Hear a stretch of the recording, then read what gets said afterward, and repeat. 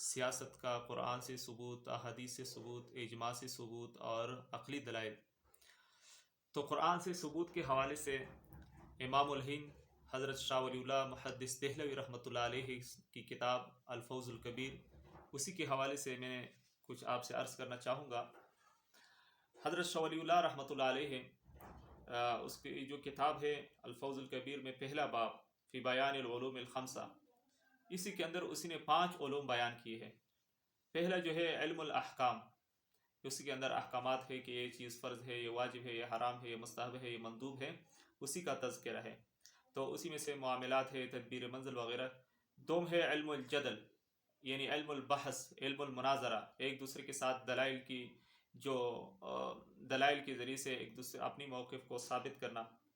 علم التذکیر بآلاء اللہ، یعنی اللہ تعالیٰ کی جو احسانات ہے، انعامات ہے، ان چیزوں کی تذکرہ اور اس کی یاد کرانا، جو کہ زمین و آسمان کے اندر جتنی بھی انعامات ہے اس کا تذکرہ۔ علم التذکیر بایام اللہ، یعنی گزشتہ ایام جو ماضی میں ہوئے، جو واقعات ہوئے، اسی کا تذکرہ۔ عذاب کے واقعات ہے یا اسی طرح دوسرے واقعات ہیں۔ علم التذکیر بالموت وما بعدہ، موت کا تذکرہ اور موت کے بعد کا جو تذکرہ ہے۔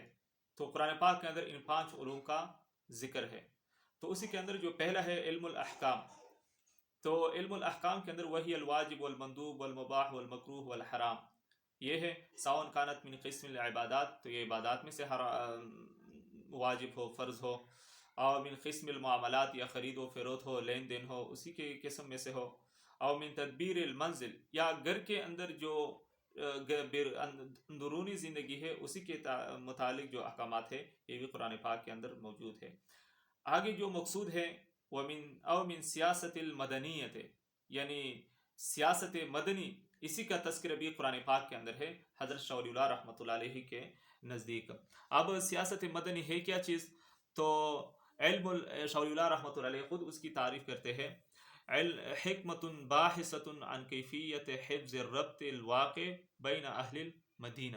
یہاں پر اہل مدینہ سے مراد وہ مدینہ نہیں ہے جو مکہ مدینہ ہے، بلکہ اسی سے مراد شہر ہے۔ مدنی کہتے ہیں مدنی شہر کو، تو شہری زندگی جو ہے تو یہاں پر یہی مراد ہے، یعنی انتظام مملکت۔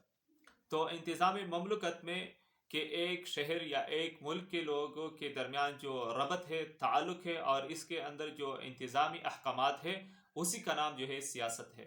تو یہ جو نظام ہے، انتظام ہے، یہ بھی قرآن پاک کے اندر ذکر ہے۔ مثلا کسی نے چوری کر دی تو اب اس کا کیا حکم ہے؟ تو یہ حکمران کی ایک ذمہ داری ہے۔